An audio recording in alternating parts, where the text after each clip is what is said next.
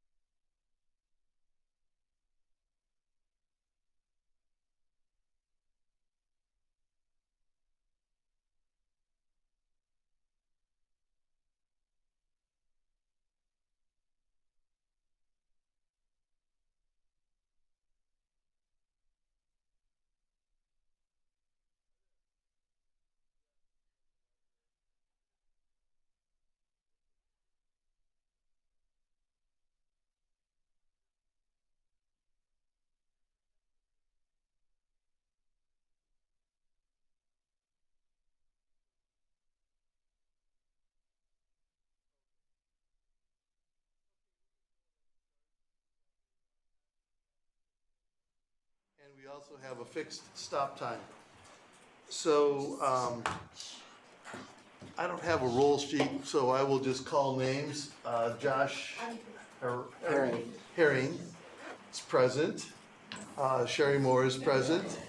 David Deviney is present. Carl Ye is present. Josh Scove is present. Eugene Organ is on the phone. Amy Cubbage is present. Kate Reed is present, and Mike Eister is present. And even though I've said those names, I think this is Josh's first meeting, so why don't we each take just a second to introduce ourselves to Josh and you to us, Josh. Go ahead, Carl, start out. Sure. Hi, Josh. Welcome. My name is Carl Ye. I'm one of the board of directors of Realty. Hi, Josh. I'm David Deviney. I'm with G Group, a local business group. We own manage commercial real estate. I'm Sherry Moore, and I'm on the Springfield City Council. I'm Kate Reed. I'm the other board of director on this committee. Hi, Josh. I'm Mike. We just met. I'm Amy Cubbage. I work for Cornerstone Community Housing. We provide affordable housing to low-income families, and I also volunteer on the LTD Strategic Planning Committee. Hey Josh, I am also conveniently named Josh. I'm on the board of their Eugene Springfield Transportation. I'm in reason to be here. Eugene, you want to tell us who you are? Yeah, Eugene Oregon, and I'm sorry I'm not there. I'm recovering from surgery. And I am with the Lane Independent Living Alliance. Thank you for calling in.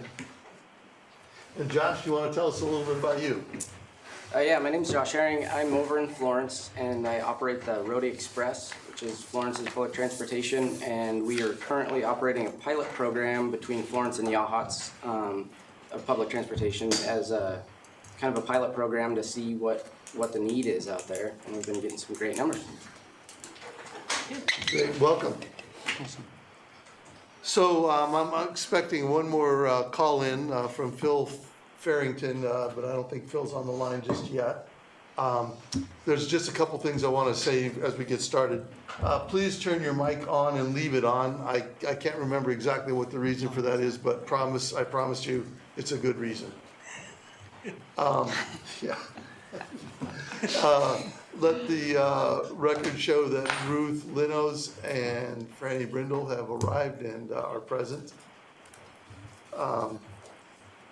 So the meeting today is going to be kind of in two different portions.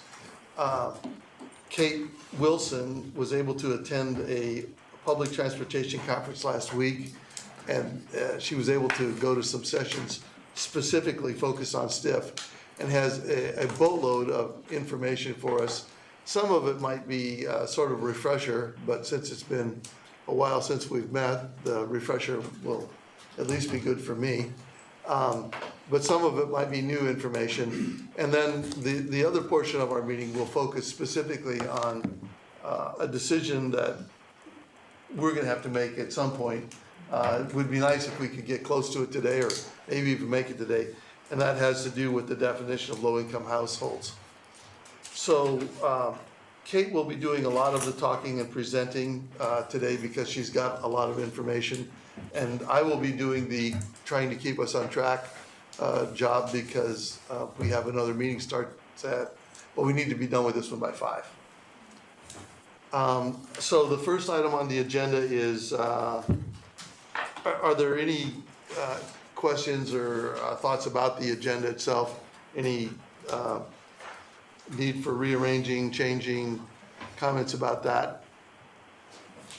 I want to assume that the agenda is going to work then, and this is casual enough that if somebody, if something hits you and we need to talk about it, we can do that.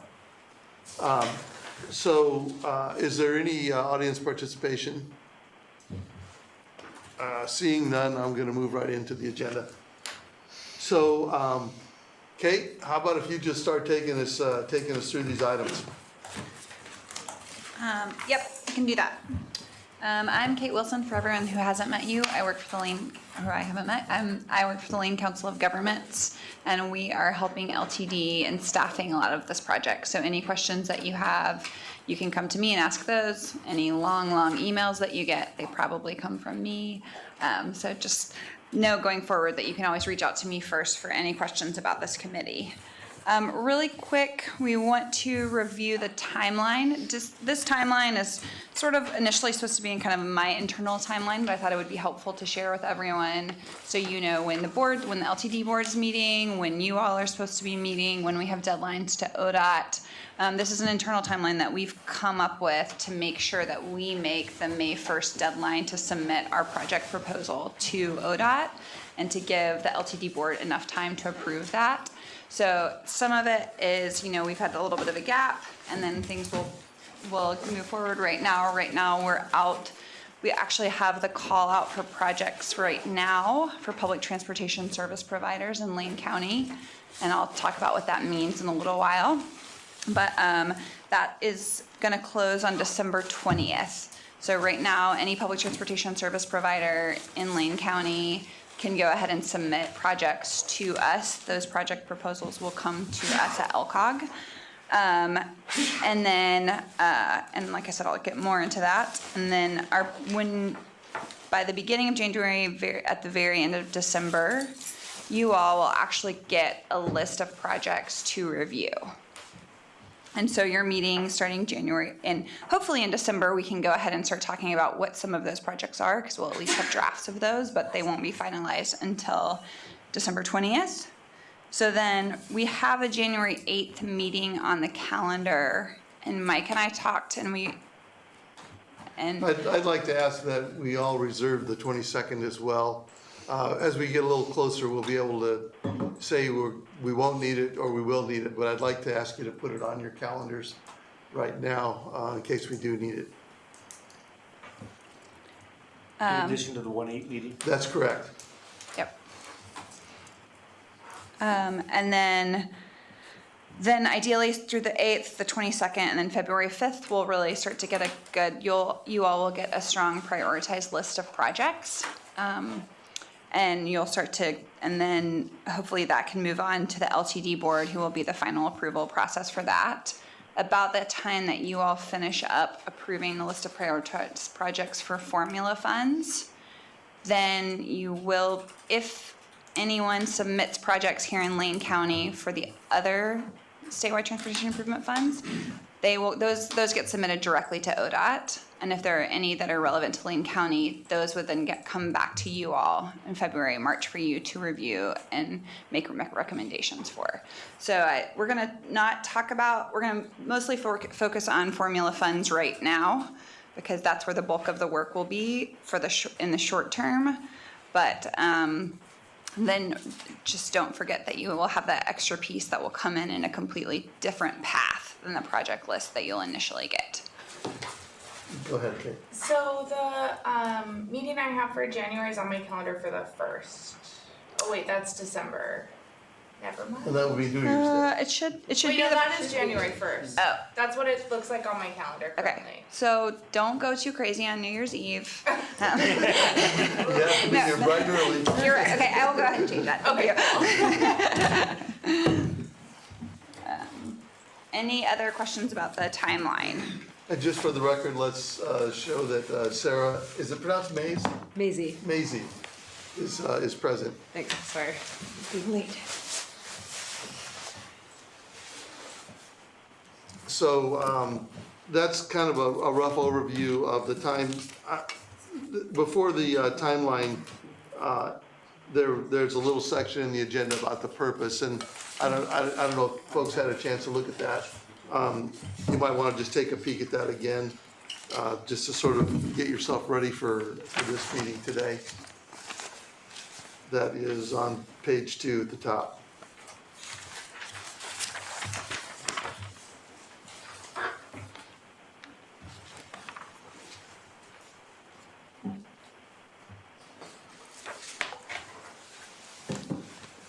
Okay, Kate, you want Sure. to walk us through the out-of-district? So we are going to, again, mostly today be talking about the formula funds that for this project. So that's 90% of the funds that are coming in will be distributed by formula to Lane County. 90% of the funds that are generated in Lane County will come back to Lane County. So one of the things that we wanted to talk about today is just a little bit about how that allocation works. So if you'll see on page 5, you'll see how much money is anticipated to come to Lane County. Really quickly, so ODOT, this is an estimate and it's a conservative estimate. So what ODOT has asked you all to do is hopefully you will get project proposals from public transportation service providers in Lane County, which will primarily be LTD. And they have asked you all, those public transportation service providers, you all to come up with a list that will be 100% of those funds, which would be $13.4 million. But they've also asked people to submit projects worth more than that amount, up to 130%, so that in case that we raise more money than anticipated, there will already be projects lined up. Because if we were to raise more money than anticipated and there weren't projects that had been approved in this timeline, that money would roll over into the next timeline, into the next biennium timeline. And one of the things that's important that you all will need to be thinking about is how those funds are allocated. And ODOT has already given us a formula that says how much of that money should go to in-district here within the LTD boundary, and then how much should go to outside of the LTD boundary. So the majority of the money goes to inside the LTD boundary, but almost $700,000 of it is anticipated to go outside of the boundary. So one of the things that staff has been charged to do is to speak with public transportation service providers and other entities across the county to figure out how to divide up that money so that it reflects how that money has been raised across the county. So we had a meeting and have been doing some emailing back and forth with the cities that would be involved, Oak Ridge, Florence, and we reached out to Westford, and decided that probably the best way to do this map that you see on page 5, and this is really just kind of FYI, we'll probably review this again, but I wanted to get so that you all understand a little bit and we start to talk about it, is that we decided that probably the easiest way to think about dividing up that money would be by county commissioner districts. So you can see as projects come in that are from entities outside of the LTD boundary, we would anticipate that about 62% of that money would go towards the western half of the Western County Commissioner District. So that's about 62% of that 689,000, and then about 36%, really 38% would get lumped more into the east side, but into that Springfield district. So that, again, is a starting place. So it could be that you only get one project from across the whole county, and it could be worth more money than that.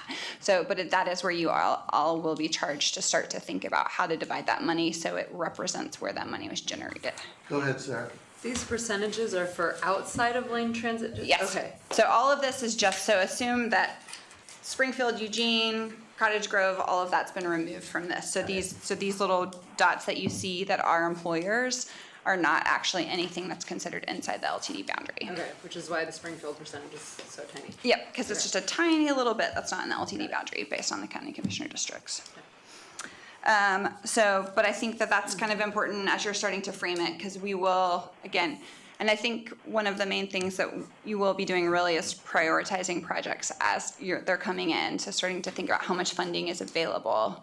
It's kind of starting place number one. So we wanted to talk about that and kind of what staff has been doing over the last few months. Are there any questions about that, about how money will be allocated? Sherry? I have a question about administration. So LCOG obviously has already put a lot of time into this. So what, is there a percentage going to administering the money?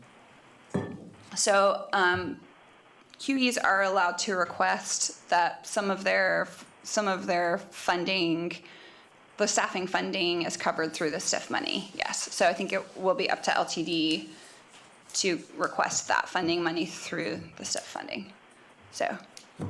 And I think that we just approved that in our budget, is that correct?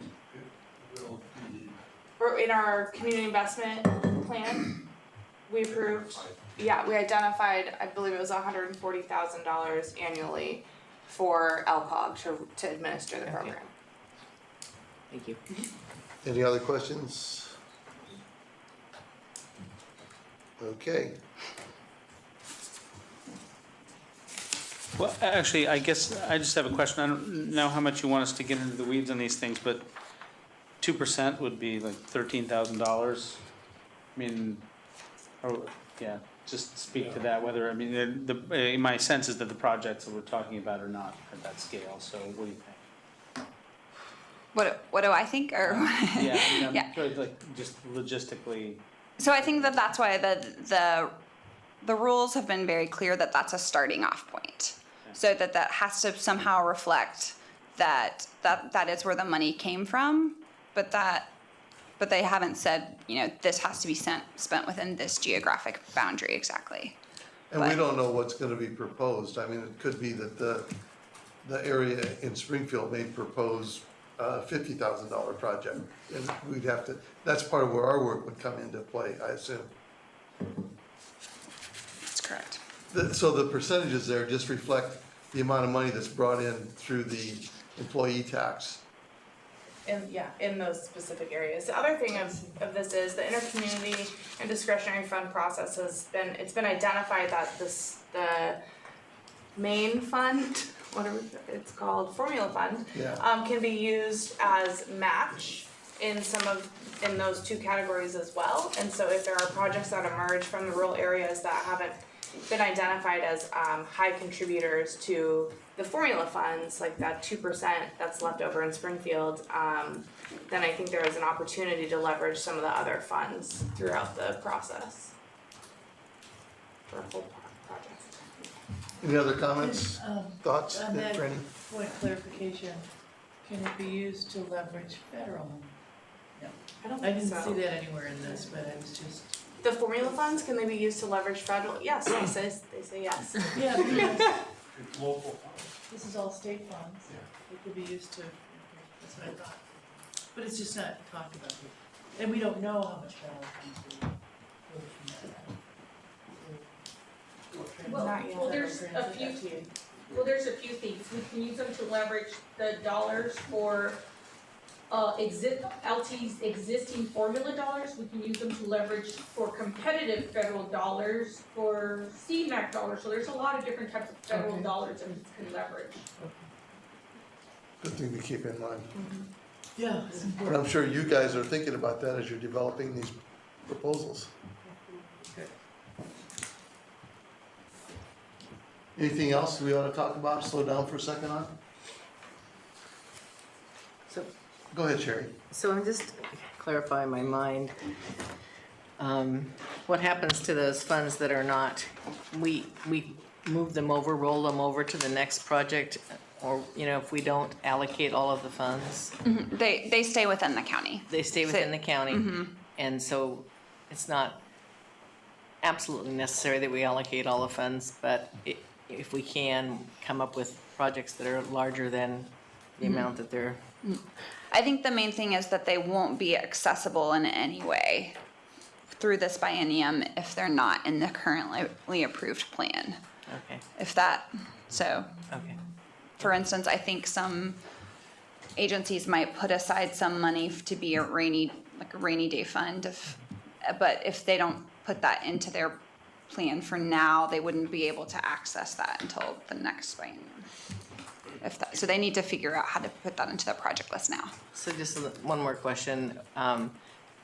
This is just rolling out from the state, and so do we anticipate seeing other changes or policy? They've kind of written this in stone. Is this a part of the legislation, or is this like some of those things they come up with ideas and they come up with funding, but they don't come up with the actual, this is how it's going to be spent? But this is pretty much the way it's gonna be. This is the way, well, I think they're doing a good job. The final rules, yeah. Yes. The final rules have been written, Okay. and we are currently adhering to those rules. Okay, Yeah. thank you. What our ODOT rep wants. I was just gonna mention that we just came out with some guidance on review of SDI plans. So that should also be informative on where the hangups could happen. Okay. They mirror the rules though, so. Have you seen that yet, Kate? That's an attachment B in Okay. your, so you all have a copy of that too. All right. And so I went to the Oregon Metropolitan Planning Organization Consortium meeting earlier last month, and we talked a lot about, we did some updates from the different qualified entities that were there. It represents all the MPOs throughout Oregon. They're not all there, but a majority of them are. And it sounds like it was like 23 out of 40 qualified entities will be submitting in the November. So they've already submitted, I guess? 19 submitted. 19 have been submitted so November far. 1st, yeah. So that was that.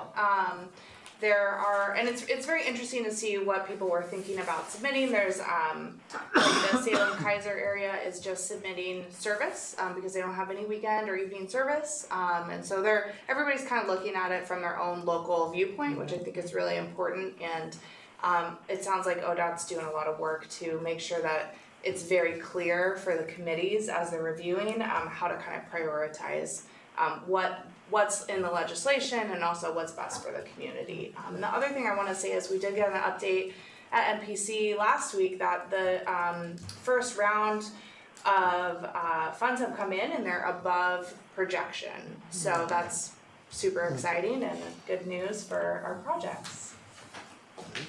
But even though they've been submitted and if they'll be accepted, they won't be funded until Yeah. July 1? Still, yeah, same funding timeline as ours would be, so. Thank you. Anything else? This is kind of confusing stuff, so feel free to weigh in here. And plus, if you're like me, it's a little hard to remember from one meeting to the next, all the details. It's because you have a lot of meetings in between. Yeah, Tom? Could I just clarify something? Please. I didn't quite- But the formula funds that we'd be applying for by May 1st would not be available to use until November. Oh, okay. So there's a process there. Thank you. That's the majority of it.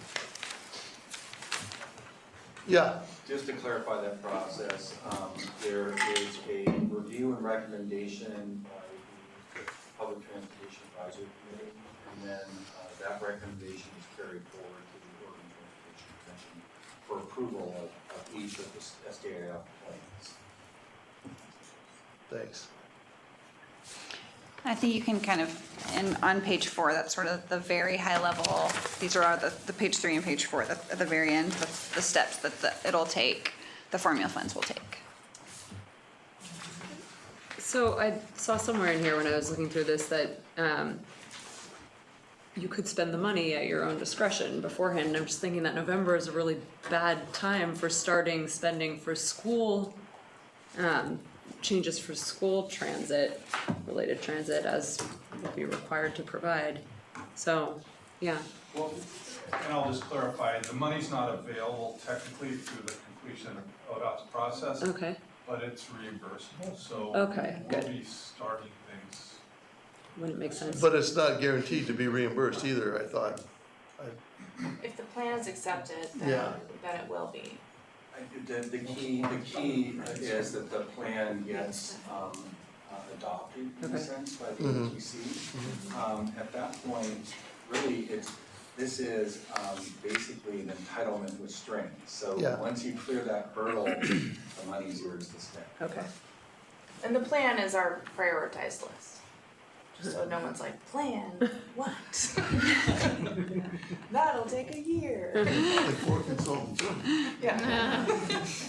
Josh? Well, and just to clarify, the money is for the period starting July 1st, even though it doesn't end up getting until November, is that Oh, correct? Money's being collected since this July.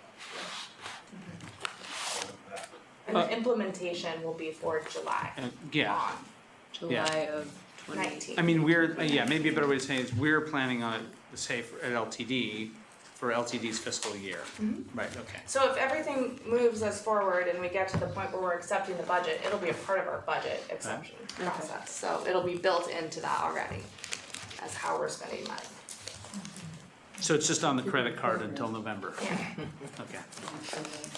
Your credit Hope you have good credit. Okay, Kate, are you ready to move us to the next item? I am. So one of the things, so again, our main purpose really today is to start to talk about communities with a high percentage of low-income households. I thought it would be really important first, before we dive into that, to review this criteria, which is page 6. Before we do that, could I just check in? Eugene, we just had kind of quite a bit of back and forth. I just want to check in with you to see, before we go on to the next topic, if you had anything that you wanted to weigh in on. Not really. I just was wondering how the unincorporated part of the area outside of LCD boundaries are going to be addressed, or if they are in any way.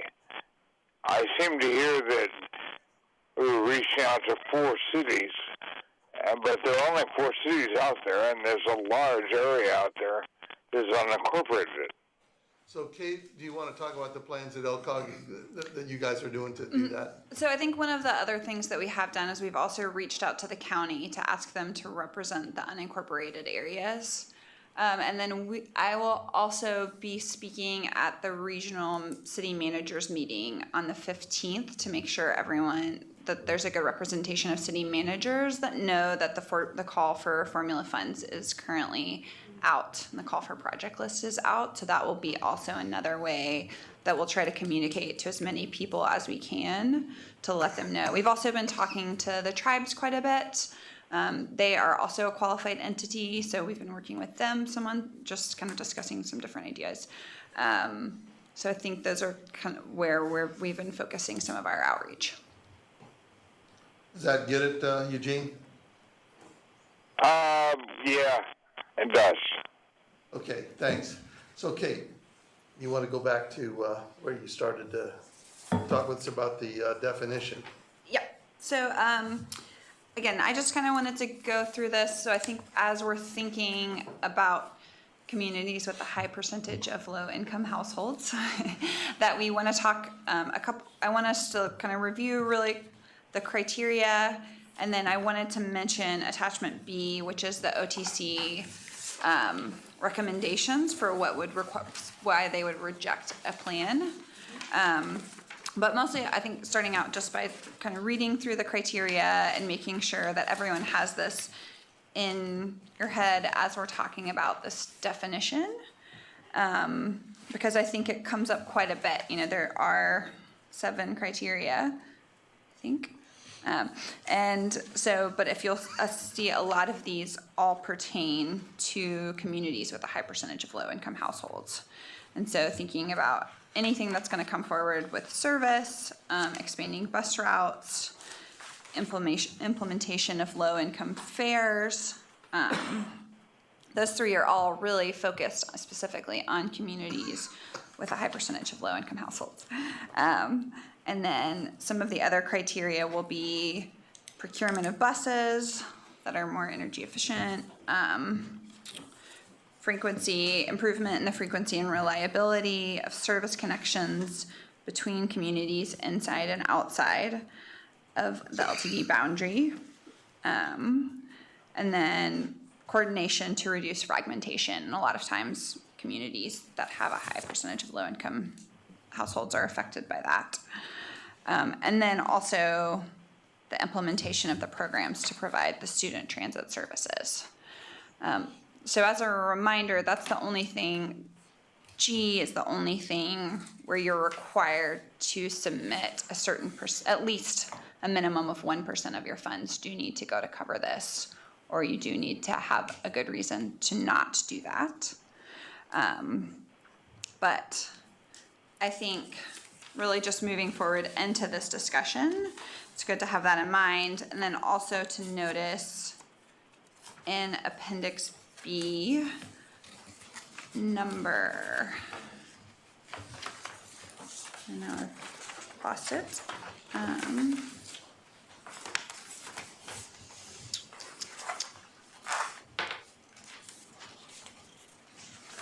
One of the requirements is that, okay, so number 8, that's the one I was looking for.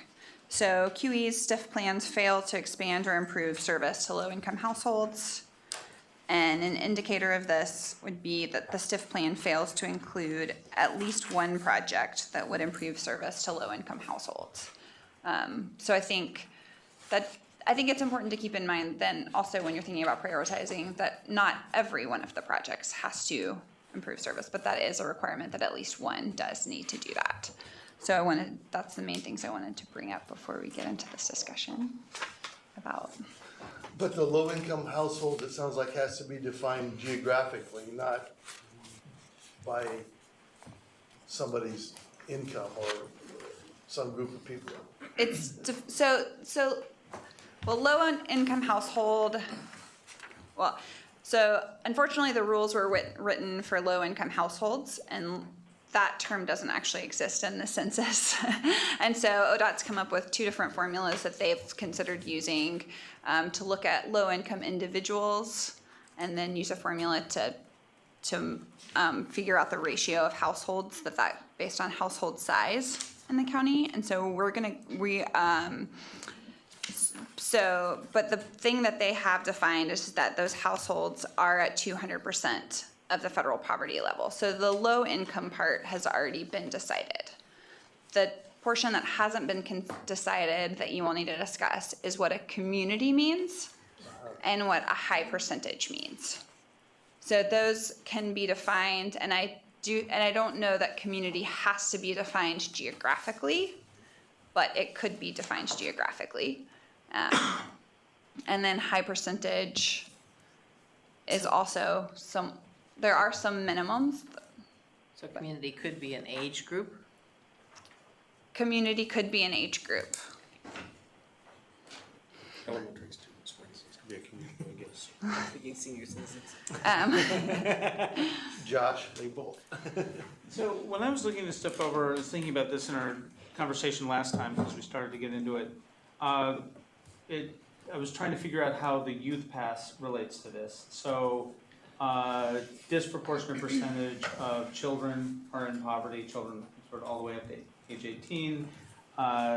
One could pretty easily kind of make a qualitative case that a youth pass will disproportionately help members of this group who are disproportionately in poverty, right? So I'm curious, when you think about like who's gonna avail themselves of the youth pass. So I'm just wondering to what extent this is, I realize it's a whole separate criterion, addressing grades 9 through 12, but it also seems to overlap with this one, with the low-income households. So I'm just curious if, I don't know if this came up in conversation with the conference you went to, or people have thought about this more. I don't actually think that came up at the conference. Ruth was actually at the conference too, so I told her I was gonna ask her to chime in now and then, but I don't think I heard any discussions about specifically how the student fare would. Well, it seems to make sense that there has to be a service in place in order for that to be a reasonable project to present. And but no one specifically brought that up as a topic in the actual sessions. I think since we've got so many schools that are Title I's, that it's kind of intuitive that service or any project that would target that age group or the PASS program or even some type of subsidy would make sense to make it a project. Sarah? Yeah, I was kind of thinking about the overlap as well, and just on the topic of Title I schools, in 4J there are not any high schools that are Title I schools, there are middle schools that are Title I schools, and I'm not actually sure if that's because they don't meet the threshold or if because there isn't a Title I designation for high schools. So I can look into that, but I'm curious now.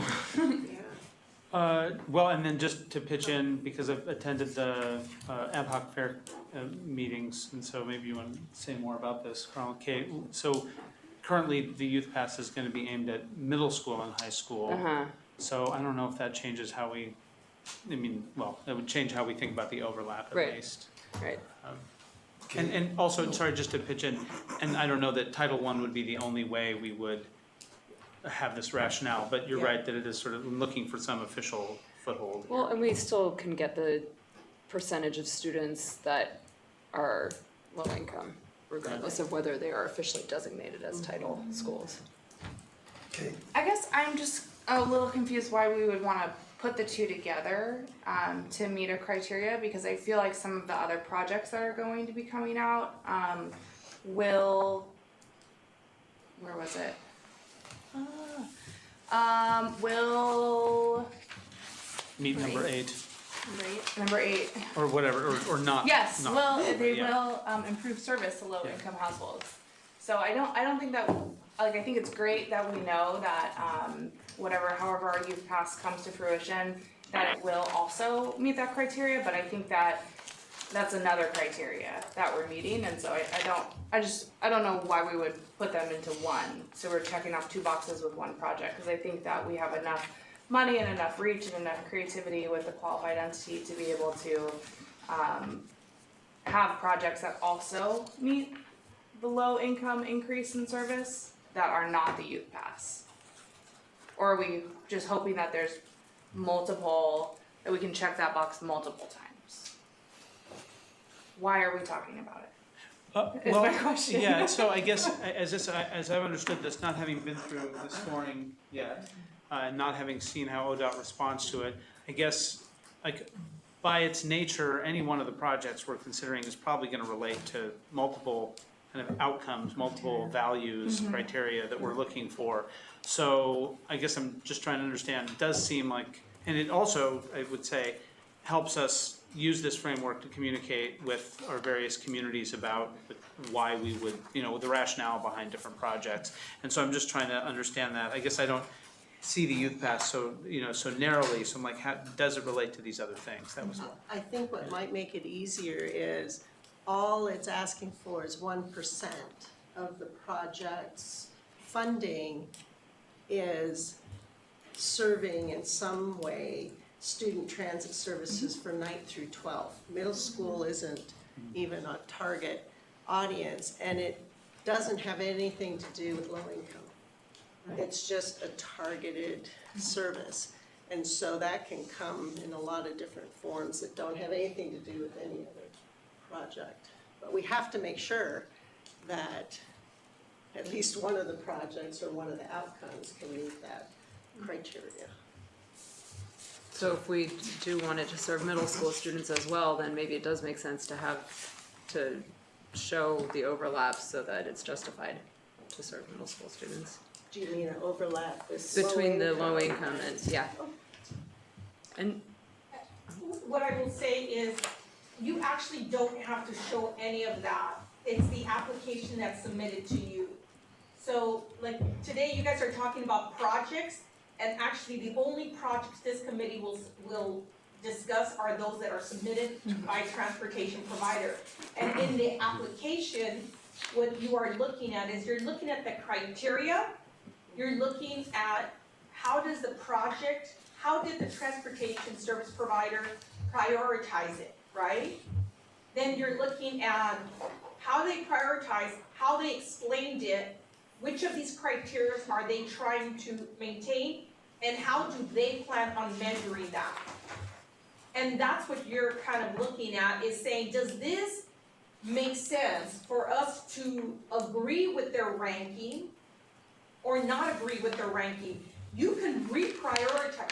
If you reject what the transportation service provider for the in-district, it might be largely or solely LTD, or it could be someone else, but you would then say, we accept that, or we give a different one. So our recommendation to the board of directors is going to be that we concur or we prioritize different. And here's why we prioritize differently the projects that were submitted to us, because this is how they meet a criteria multiple times, like you're talking about now. So then the LTD board of directors has to say, do we accept what the transportation service provider said or what the STIF committee said? So they're basically, and if they decide to not accept your recommendation, they must fully explain why they would not accept it. But the ideal circumstance hopefully would be that this advisory committee with the service provider could concur and agree on something. So by the time it went to the board of directors, it would be a lot easier to, because our goal, of course, is to submit projects that would be accepted and funded so we can move forward on that. So the good news is you don't have to do a lot of that heavy lifting. You're the decision maker saying, did they do a good job? And if we didn't do a good job, then you can critique that before I can accept that ranking or this project, here's what I'd like to do. Just so you know, I don't believe we will do it for this application period, but a transportation service provider could actually bring a project to you that meets none of those criteria. If they do that, they must explain to you that they are already doing such a good job in that area, right? That because of that, they need the money for something other than that. And you guys are the advisory committee that get to say, does that justification make sense for our community or not? And if it doesn't, you can say that does not make sense and we don't recommend this. So you don't have to do the heavy lifting, but you get the benefit of doing a lot of the critiquing so that it's supported. So, I'm sorry, I can't remember your name. Mark. Mark. Yeah, I was just gonna add on to what AJ said, just based on recent conversations at ODOT. Capacity building is one thing we are considering as meritorious for this round of SCIF, because some of the public transportation service providers aren't in a position to actually implement a lot of these things. So, and that's particularly true of rural public transportation service providers. So, You're saying as an example of something that doesn't meet the. Right, like, I'll give you an example, Lincoln County, just in circumstances and the fact that it's a coastal community is gonna need to do some capacity building to fully deploy the STIF. Okay, I was just gonna say, Josh, I think that this is a good conversation for the next meeting, but too much for this meeting as an advisory committee. But I also was wondering if you were meeting to have this conversation to help define community. Well, in fact, I was gonna ask Kate if you would go back a couple of steps, because we started down this rabbit hole when we started talking about the definition of percentage of low-income households and why we're working on that, why that's important. Why we wanna have a definition of low-income, I mean, what are we trying to accomplish? Well, one of the things is that's a requirement that you all have, that the advisory committee bylaws have to have a definition So it has to be that's part of the relevant. bylaws. Yes, so, and I think that, this is a good time to discuss probably attachment A, which is an example of what Salem Kaiser submitted for their definition. So that's page 9. That's page 9, yes, sorry. Definition of communities with a high percentage of low-income households. I need to come up with a word that substitutes for that whole phrase. But I think what they have done is interesting, and this has been implemented across several different qualified entities have used this across the state. And what it does is it doesn't define, it essentially says that the advisory committee will look at each project and think about what shall, so rather than, it's almost circular, but not quite, that it will define a high percentage of low-income households within your meeting notes and within your conversations as you're actually looking at projects. So what this was designed to do was to not give a geographic boundary to say, okay, here's the census block groups that have a high percentage of low-income households, but instead it was to say, we want to think about not only where these people live, but where their destinations are, and where's employment go.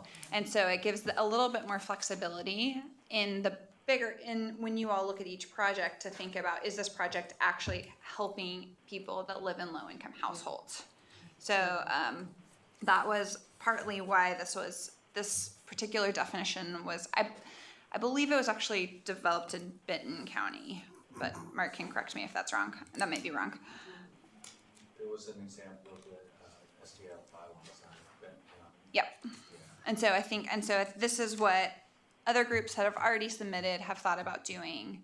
And so I think it's worth discussing as a potential option tonight. And this would be, the staff recommendation would be to provide a more generic definition so that for each project that you look at when you are prioritizing. And again, like AJ said, you are going to get a list of projects and then can say, will this project be helping this? So the reason we're trying to do this is so that we can meet this requirement of the bylaws. And as I looked at this, the thing that I'm wrestling with is I don't know what I don't know. So if I agree with this, is there something I'm leaving out that might be important down the road? Sherry, did you have something? Well, that's what so this is an action item we're doing It tonight. is. Well, we don't have to decide it tonight, but the closer we can get, the better. And we could decide it tonight if we want to. That's what I told I'm gonna ask Kate, wait, do you think we need to decide it tonight? Or? I don't think so, actually. I don't think it definitely has to be done. I think that this is why your committee is here, is really to be thoughtful about making sure that this money goes back into the community in a thoughtful way. And so but I think it's, worth talking about. I have a couple of different online maps that I'm going to show you too, just to think about, and then you might want to talk about it later. Anybody else comment? I guess I'm wrestling with if we have a similar guideline as Chariots is proposing, I'm concerned that there's a lot of analysis and evaluation that would go into trying to conceptualize what's being proposed and all the impact points that this kind of opens up, that we've got to figure out, where are these people going, where are they working, where are they needing resources that helps their life, and that's just a concept I'm thinking just because. So I'm gonna ask AJ to comment on it, and then David. So let me give you a little bit background. So the goal is, and I think you don't have to decide decided today, but I think a good, point is to bring what TriMet's doing, what Salem's doing, any other, advisory committees doing that's maybe comparable to this committee, and have maybe ALCOG bring some choices and send them to you, so that you can start thinking about that and maybe make a decision at a future one. But what will happen is, once that definition is set, gets incorporated into the bylaws. Once it's incorporated into the bylaws, and you have a say about that, those bylaws then need to go to the board of directors for approval. Unless those bylaws are approved, you can't start reviewing projects.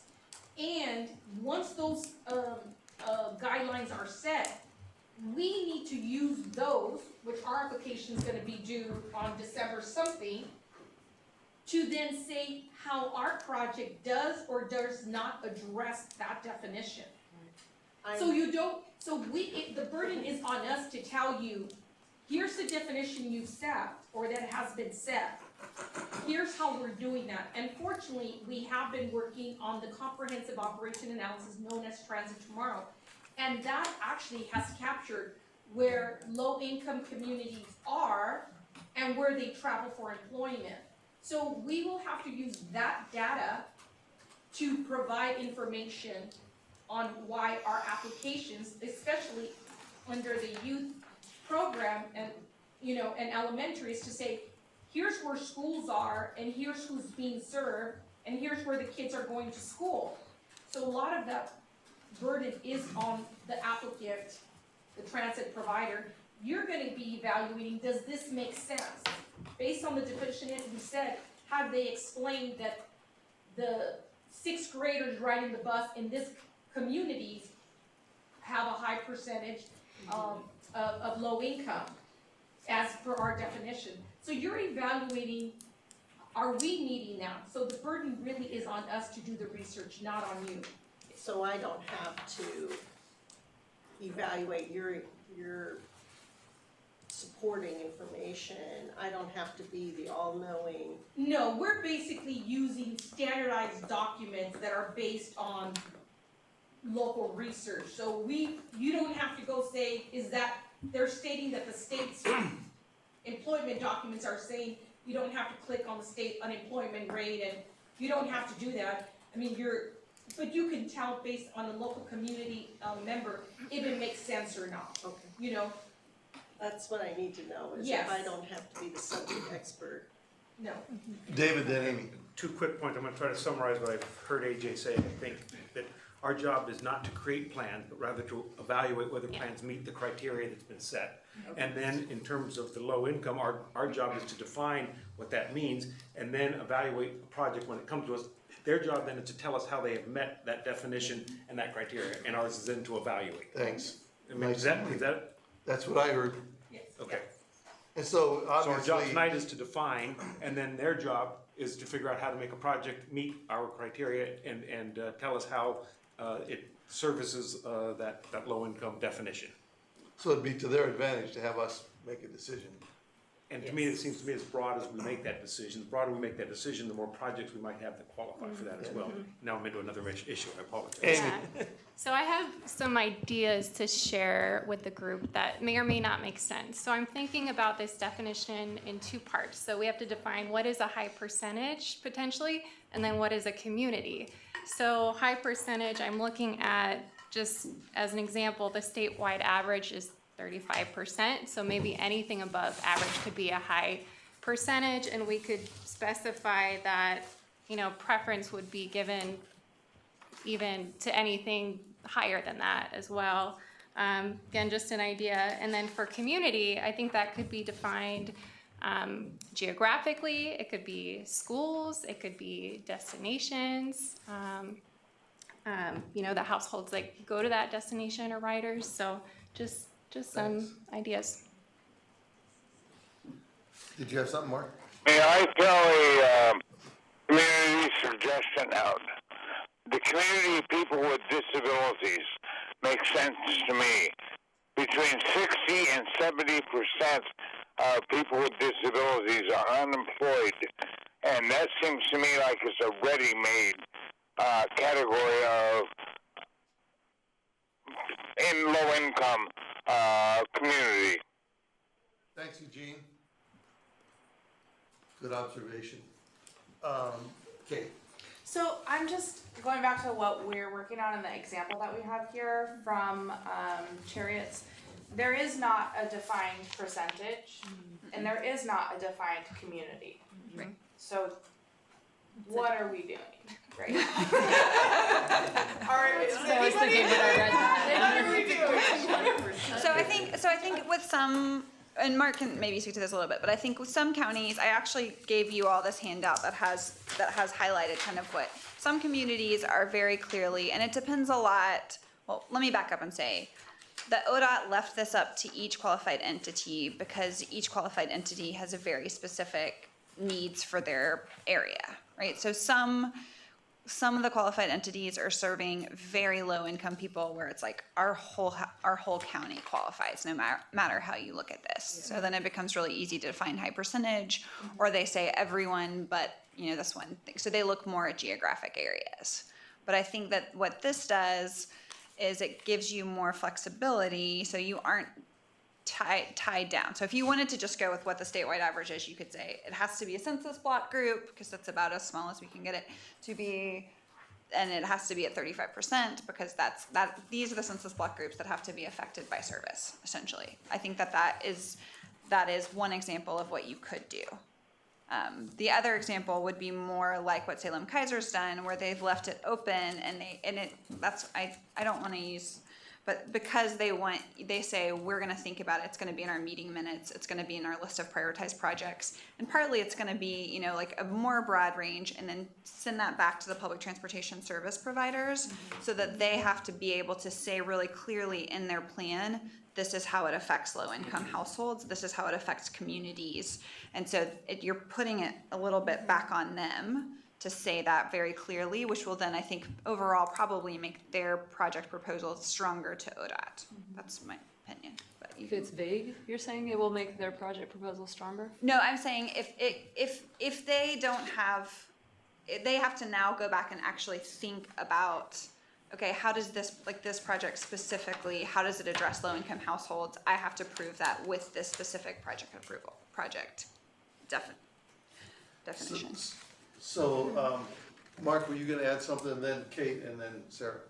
Well, I was just gonna say that Chariots would have to have in their bylaws a definition of a high percentage of low-income households. That's a requirement. It doesn't. In the rule. So if they just did it at the 35% level, the statewide average, and said anything above is being served as in that group, then that would suffice. The fact that they have expanded service would, in and of itself, be demonstrative that they're serving these populations.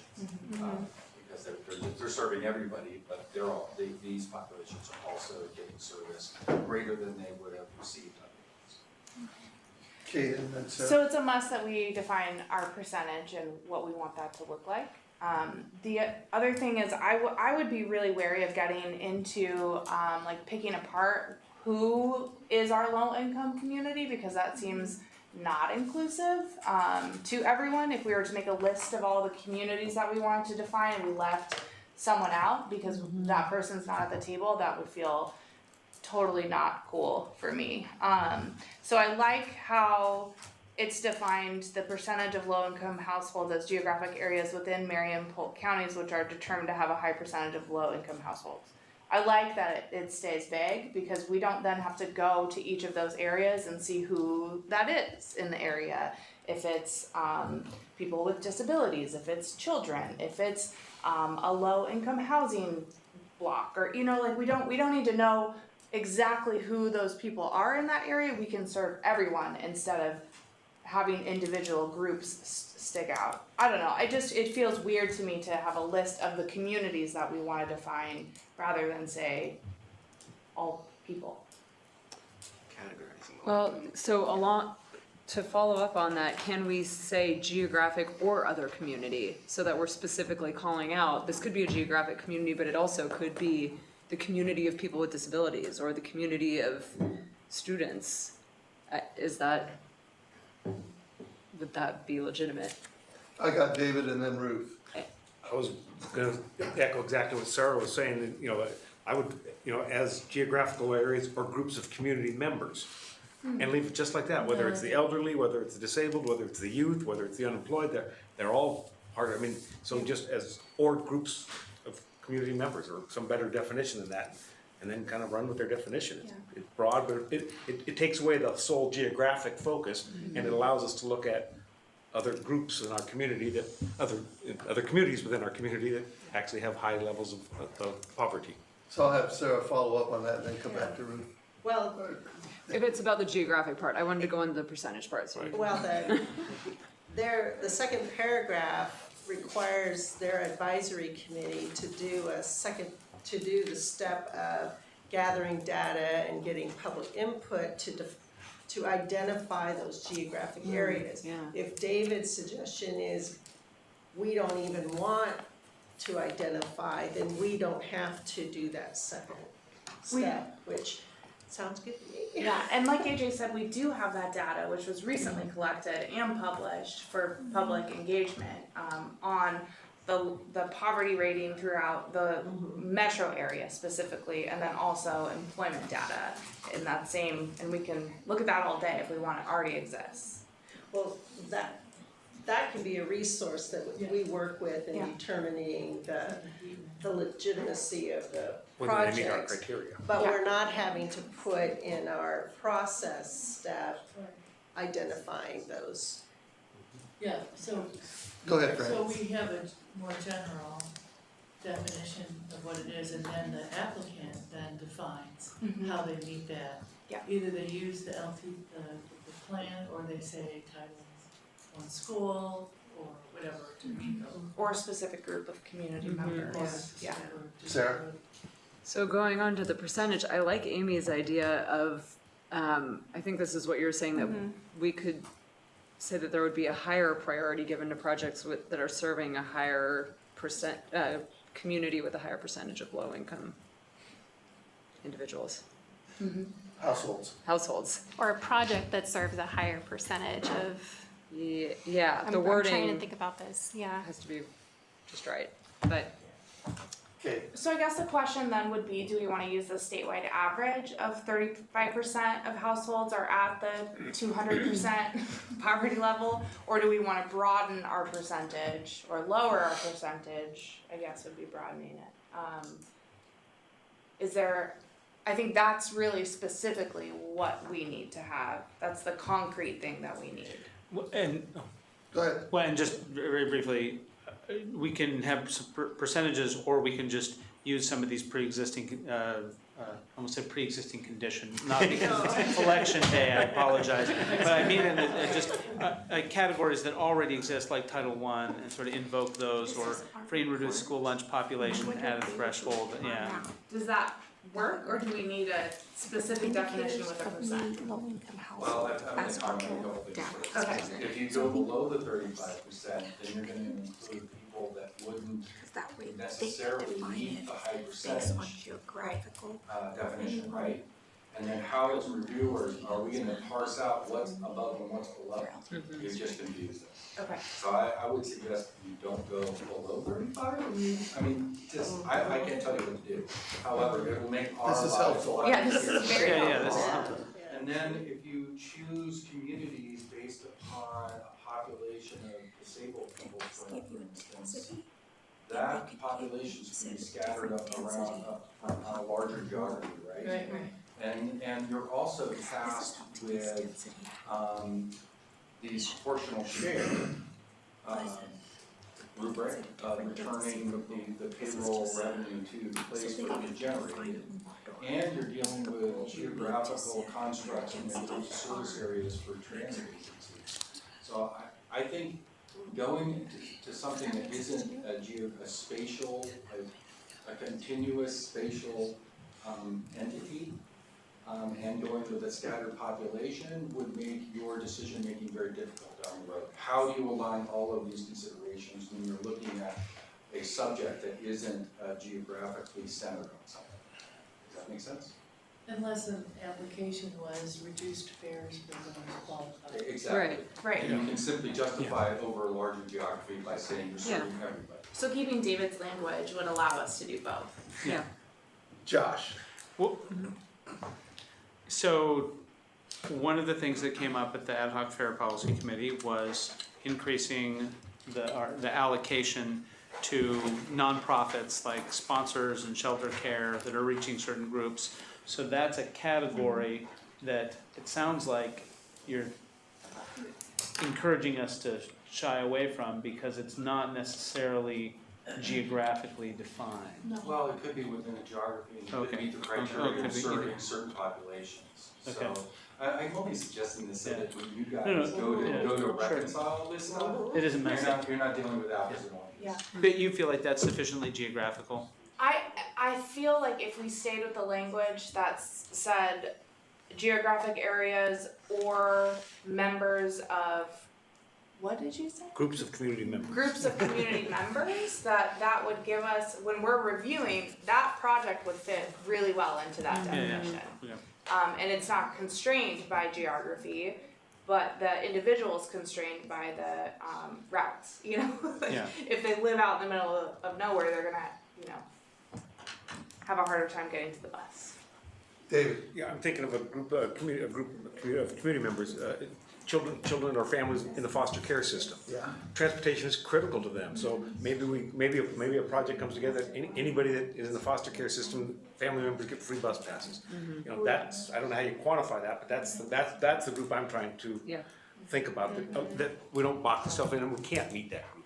Yeah. Because they don't all live in the same, Yeah, well, and specifically, the project that Josh was talking about will go to SPC in moments, an hour about, and we'll talk about it more in depth, and then it will go to the board as part of our fair policy review, but it's really increasing the half-price fare program to be 25%. I don't know how we're gonna brand that. Quarter price fare program, and then doubling the amount that is available for the community, and so that is not confined to a geographic location other than our transit district.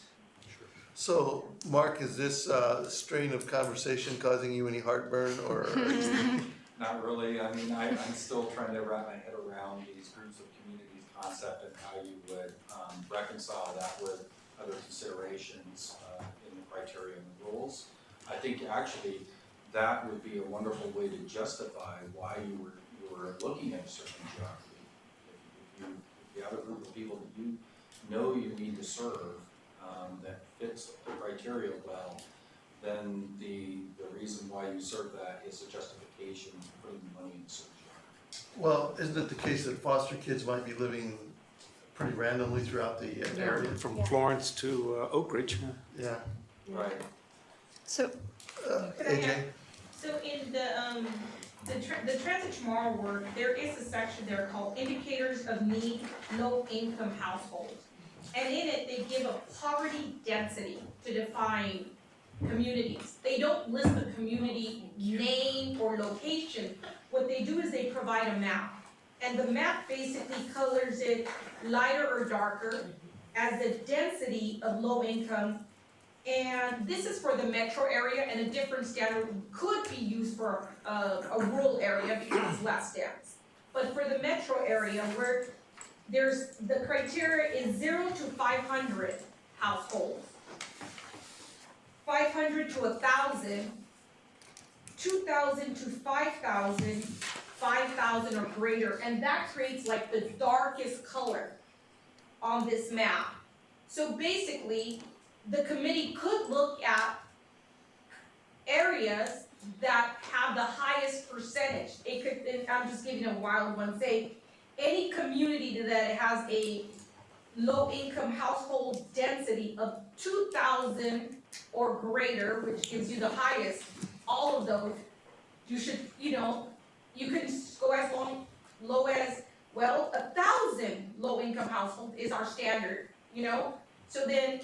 so that the report then identifies that. And in rural areas, you might say in communities that have, in rural areas, 500 lower density, because the density is gonna be lower, but the poverty is greater, so you may wanna compromise to say, because the decision you're making is for the entire Lane County, not just LTD and not just the metro area.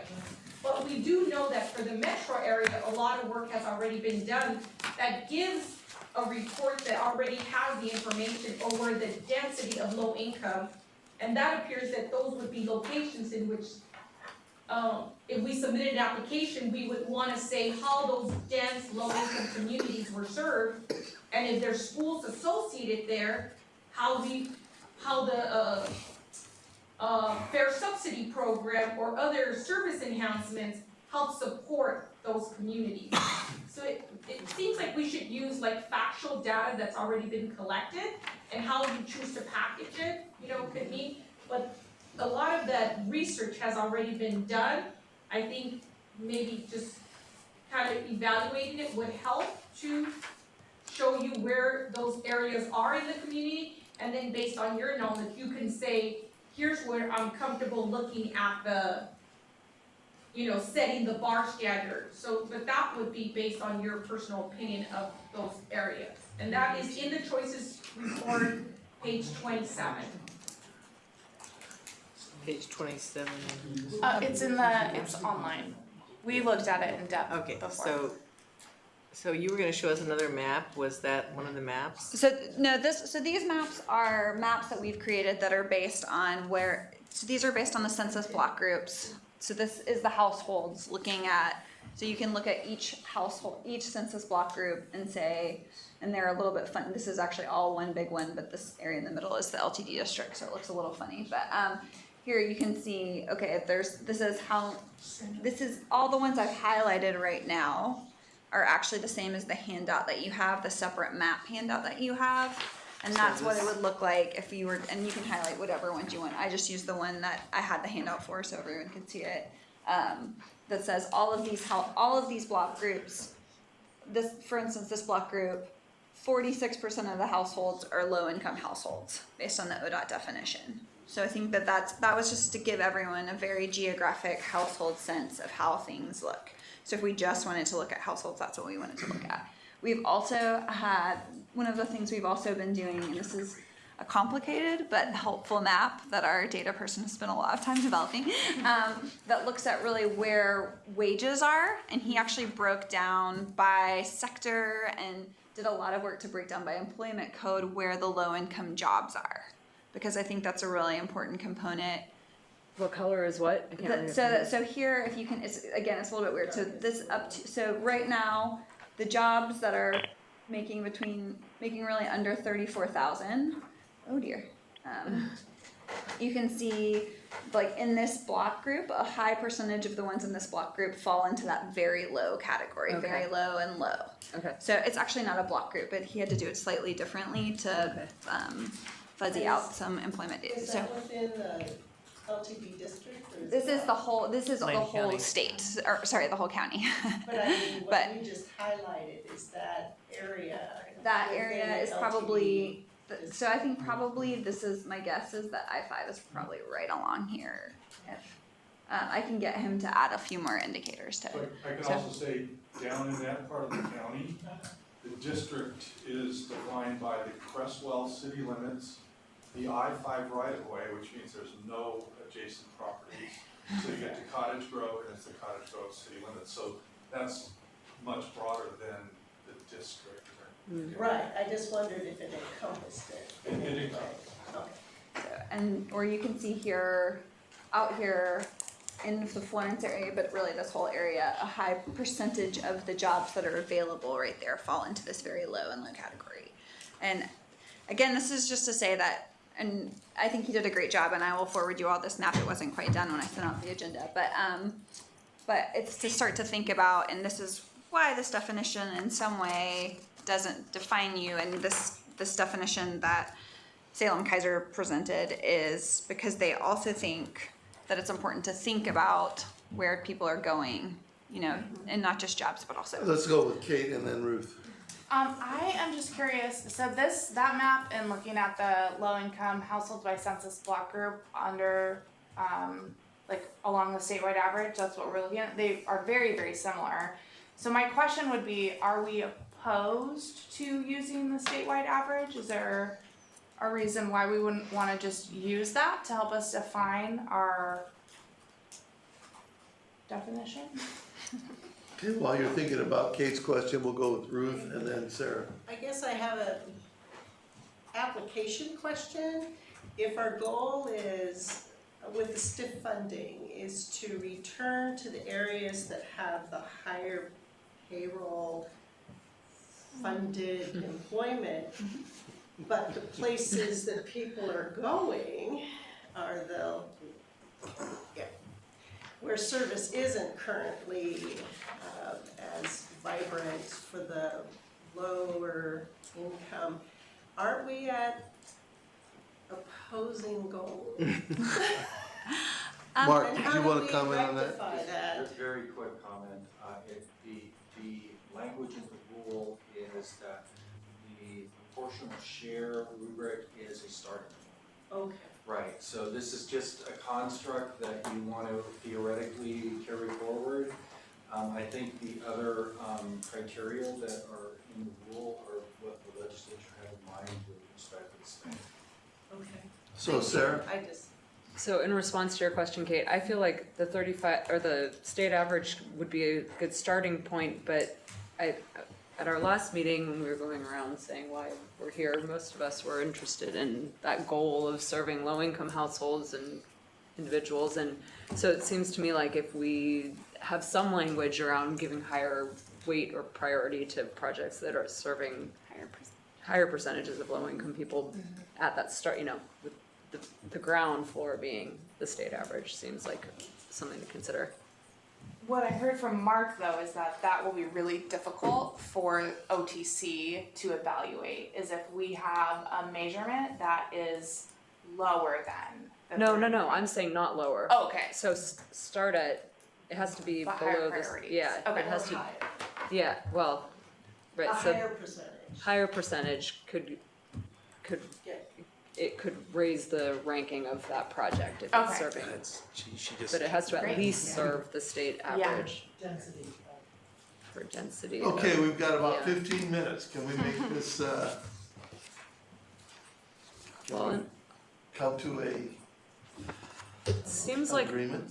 from the table, there was, it seemed like Pretty well. support for defining community in the, as geographic and a Yeah. group of individuals. Eugene says, yeah. Have we Eugene done it? agrees. Okay, is that, I mean, Do you have to make a motion? Do you have what you need? do we have, I guess, if we wanna make a motion, we need specific language. Right. That would probably be the That'd be best, good. Or will, Kate is wordsmithing as we speak. yeah, or would you like to go in and do the wordsmith? I can No, tell I'm you not, what. I think that Kate is doing the wordsmithing. Who would like to wordsmith as we I just speak? have a quick question, Go was, ahead, Sherry. is this whole page their definition? It This whole includes page all is of their that. definition. So, That's quite a bit of this- wordsmithing. right, Yeah, do so we that's- wanna include, you know, so they have some following manner, demonstrated in the following manner, those seem really specific to me. I don't know why we would add that. Yeah, I'm just wondering, that's- that's their I was problem. wondering that I as don't well. know. I would guess, So it seems to me like it's unlikely that we're gonna have a wordsmith document that's prepared for a motion in 15 minutes. Oh, yeah, sure, go.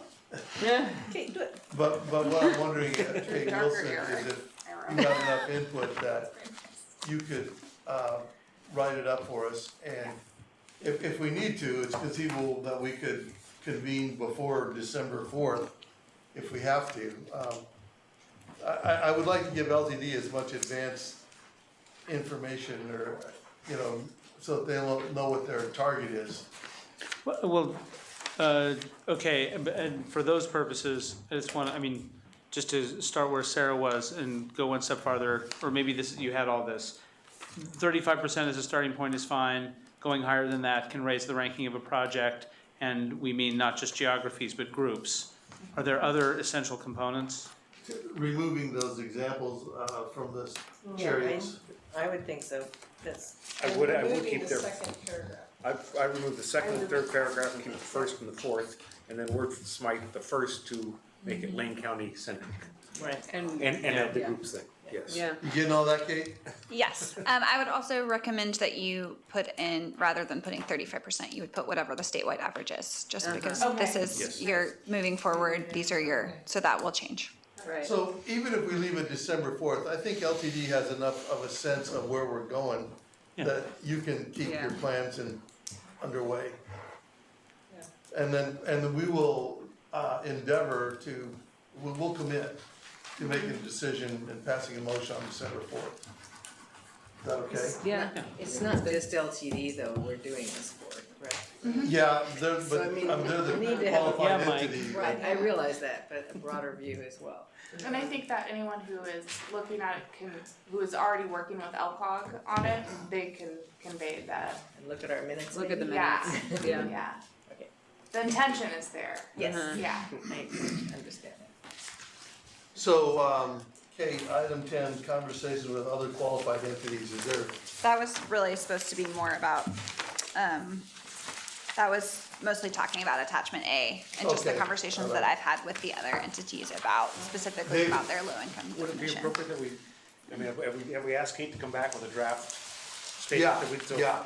Next meeting, we start with a draft. I think so, And then we can wordsmith accordingly, but we Yep. start with a solid draft amending what we've got here. Is that my Yeah, understanding? yeah. Yeah.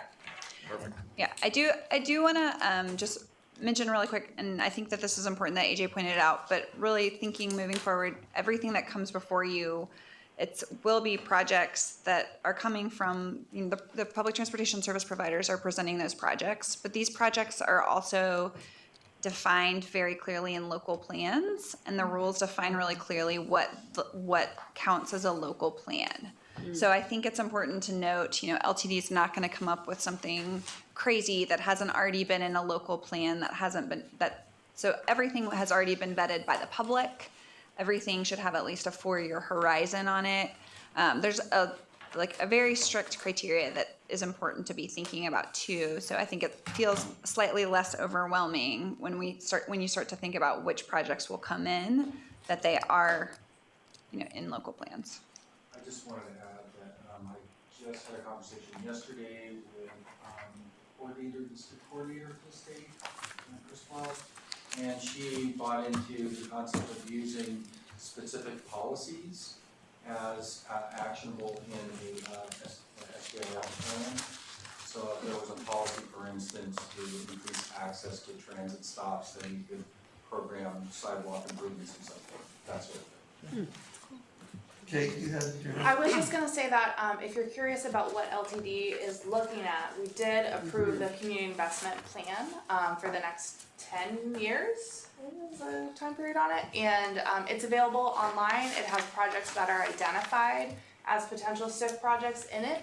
So if you wanted to start doing some research on what you might see, so it's not a big surprise, there's a bunch of information there. Thank you. And where I think can we're- find that? On the website. LTD website. Yeah, and it's a community investment plan. I think we're dangerously close to adjournment unless somebody has something else that we need to talk about. Amy? I have a really quick question. Yeah.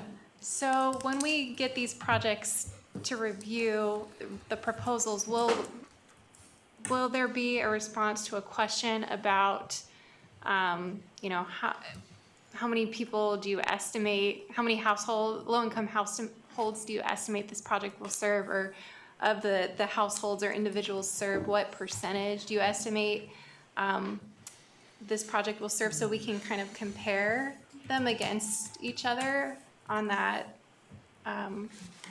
against that criteria? Yes. Is So that I think, a question? so we are actually using the form that was provided by ODOT. Okay. So this form will be nice because it will feed into what the final final project proposal, which is actually just the plan, is. Mm-hmm. So if you want to, so this is on our webpage that has information about it, and you can see what is required. So you'll have to say the project description, how it's ranked, where the local plan comes from. Mm-hmm. You'll have to see what types of funding you're applying for, and then you'll have to see the STIF criteria, and you'll have to show how much each of these affects that, and then also how it affects the Oregon Public Transportation goals. But it doesn't specifically say number of households in the project in this. RE/MAX might be Yeah. able to help with that. So Yeah. we have a kind of an interactive But- GIS license through ODOT that Elcott has one license for right now. That actually has the 200% poverty programmed into it as a layer. Okay. So we can query that in real time if we want and figure out how, how we would serve populations. Josh? Okay. Okay, I'm about ready to say adjourned. Is there anything else? Excellent work. It's a fantastic job. 5 minutes early, Mike, good job. Thanks, everybody. Thanks.